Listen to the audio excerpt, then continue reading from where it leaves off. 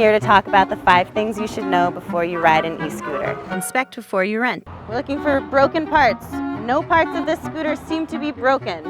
Check the device to see if the brakes and lights are working. Brakes work. Brake light works. Headlights on. If you see issues with the device, let the company know. Easy as that. Follow traffic laws. Use common sense and go with the flow of traffic, and use bike lanes whenever possible. Don't ride the wrong way in the road. Stop at stop signs and red lights. Also, children are required to wear helmets when riding, and you can get a ticket if they don't.